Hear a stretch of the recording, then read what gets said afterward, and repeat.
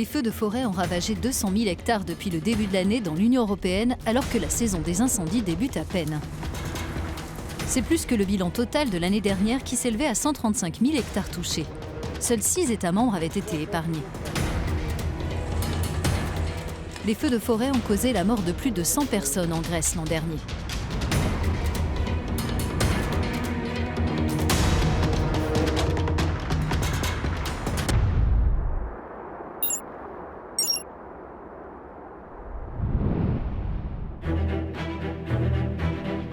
L'alerte a été lancée à l'échelle internationale.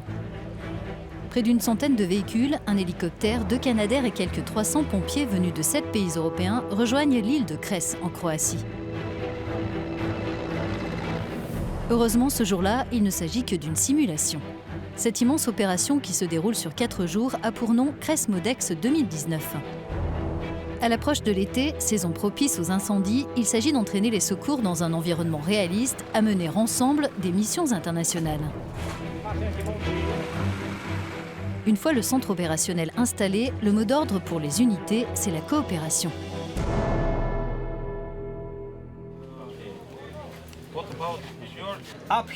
Là-bas, il y a des pompiers slovènes.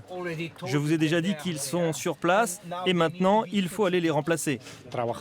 Pour que des équipes qui viennent de plusieurs pays et qui parlent des langues différentes travaillent ensemble dans un même objectif, il faut avoir une méthodologie. Cet exercice nous permet d'améliorer la manière dont on coopère pour qu'on soit beaucoup plus efficace en situation réelle. Les unités interviennent sur des feux simultanés dans plusieurs secteurs de l'île, à l'image de ce qui s'est produit au Portugal et en Grèce. Elles assurent des gardes de 24 heures. Certains font évoluer le scénario pour rendre l'opération la plus difficile et la plus réaliste possible.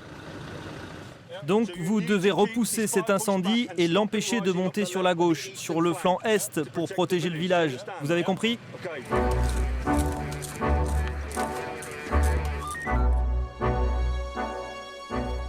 L'exercice ne concerne pas les méthodes à utiliser pour éteindre un incendie, mais bien le travail en commun selon une stratégie, la planification d'activités tactiques et la gestion d'équipes internationales sur un territoire inconnu. Les Grecs, vous êtes 8 sur le secteur gauche, donc ici. Et les Autrichiens sur le secteur droit. Compris ? Lors de cette opération de recherche, les pompiers doivent respecter des techniques européennes standardisées. L'idée, c'est que malgré les barrières de la langue, tout le monde parle le même langage. Ça veut dire que cette zone a été vérifiée et qu'on peut continuer les recherches ailleurs. Ces équipes font partie des forces qui peuvent être déployées dans le cadre du mécanisme de protection civile de l'Union européenne. Depuis 2001, ce système a été activé plus de 300 fois sur des situations d'urgence qui dépassent les capacités de réaction d'un pays à l'intérieur de l'Union et à travers le monde. Ce printemps, le dispositif a été renforcé par la mise en place d'une réserve européenne baptisée RescEU et composée de bombardiers d'eau et d'hélicoptères et par de nouvelles mesures de prévention des catastrophes. Il est clair que grâce à RescEU, nous pouvons nous améliorer et renforcer notre gestion effective et efficace des catastrophes naturelles. De tels désastres n'ont pas de frontières et nous devons trouver les moyens d'y faire face. Et puis, de la même manière, la solidarité européenne n'a pas de frontières. Un exercice comme celui-ci donne aussi l'occasion de tester des technologies appliquées à la protection civile.